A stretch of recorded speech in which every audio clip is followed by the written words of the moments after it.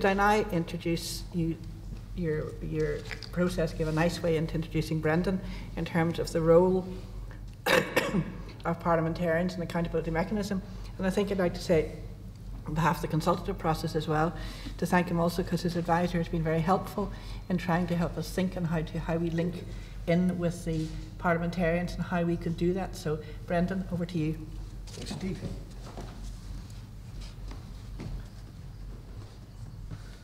Good morning. Thank you, Chair.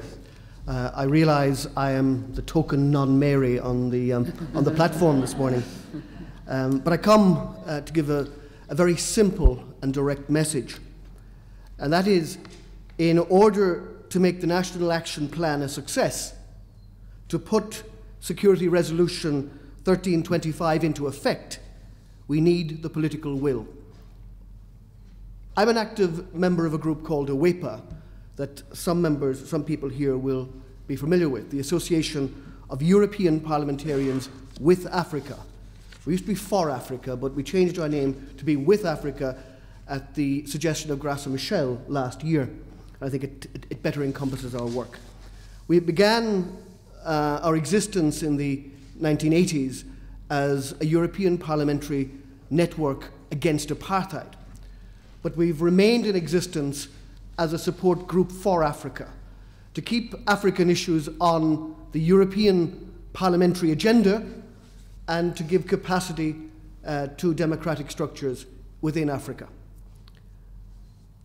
Last month in Brussels, AWEPA held its biggest conference of this year under the auspices of the Belgian EU presidency. The conference theme and aim was to combat violence against women in Africa. It focused on two main contexts: female genital mutilation and armed conflicts. Everybody in this room will know two immensely challenging issues. But what was different about the AWEPA conference was the heavy presence and involvement of politicians. That sounds unfashionable, maybe even unpopular. But while there were civil society actors, government officials and others, diplomats, they were outnumbered by members, active members of parliaments, both European and African. I believe that that must be the case if we are to make politics work. Civil society actors hugely informed the Brussels conference. Medical and peacekeeping experts gave their opinions, and the most provoking, moving, and harrowing personal testimonies of women who have suffered in Africa were heard. Authentic and compelling voices. But in the end, it was the politicians who were mandated to go and implement change. We support the consultation process for Ireland's National Action Plan for Resolution 1325. We support the SMART indicators, although I hate acronyms. Before I came here, I used to think the DDR was the Deutsche Democratic Republic. I'm a long time in politics. And of course, we support the transparent evaluation process. But we also need a political evaluation of this process, one that will be ongoing and involve real commitment. When we have established the National Action Plan and the monitoring plan, we have to ask the question, who will provide the political scrutiny to see that it works effectively? Who will be in the best position to demand that it is carrying out real action on the ground, and that it hasn't become bogged down in endless, eternal reports? And who will ensure that the plan has got an adequate budget and has sufficient resources to take on its massive task? I'm going to suggest that the Irish section of AWEPA can offer determined, committed political support to this process. On a cross-party basis, we have more than 150 members in the Oireachtas, by far the biggest active group on any subject that I'm aware of. It is incumbent on our members within the Oireachtas to see that this plan is implemented effectively and ambitiously. We can be instrumental in developing an Irish checklist for indicators, and more especially, it will be the responsibility of our opposition members to hold the government to account on this matter, and to do so with energy and vigour.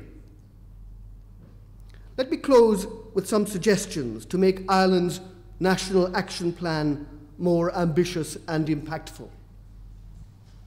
We would propose that one of the members of the Irish section of OWEPA could co-chair the National Action Plan's monitoring group. That would give, I believe, sufficient political strength to hold the government to account in its implementation. I'd also like to see that the scope of the plan would become more ambitious, so that it is not only interagency, but interdepartmental. Margot has already given her view in relation to conflict minerals. It is our Minister for Trade and Enterprise who will be responsible for making sure that conflict minerals, so often the root cause of violence against women in Africa, are prevented from entering this jurisdiction. Finally, the Irish Army has some of the most advanced trainers to prevent gender-based violence in situations of conflict. Why are they not being used more? I have had discussions with the Minister for Defence on this matter. There is a timidity about approaching the United Nations, because implicit in the suggestion that troops, before they're deployed, might need a focused anti-gender-based violence training is somehow to imply that it is lacking. I think the evidence is clear enough that it is. Before troops are deployed in the Congo, I think it is important that proper training is provided, or anywhere else in the world, because not training them has resulted in the past in horrendous, unimaginable consequences. All of these ideas could be provided for by the terms of the Irish National Action Plan, as well as an active role for parliamentarians to oversee and monitor Irish initiatives in areas of conflict. Confronting the historic victimisation of women in conflict is an enormous and daunting task. And yet this is an area of exposing the reality of ending centuries, indeed millennia of denial. No less than the historians who have undertaken this work, we are constantly overwhelmed by inspirational tales of leadership and heroism coming from Africa today. When we Irish politicians speak to African audiences, we often evoke the memory of Roger Casement and the horrors that Irish patriot exposed. And yet when we look at places like the Congo today, we see small-scale women's NGOs serving their victimized sisters no matter what dangers they face. We see them gathering evidence for lawyers who one day hope to bring the rapists and the murderers and the attackers to trial.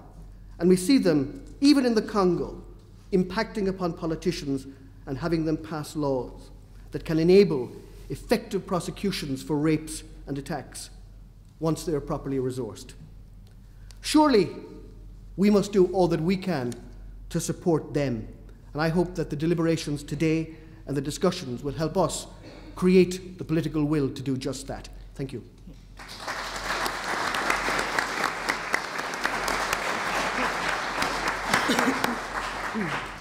Thank you, Brendan. And it's like all of these discussions every year, we take a step forward.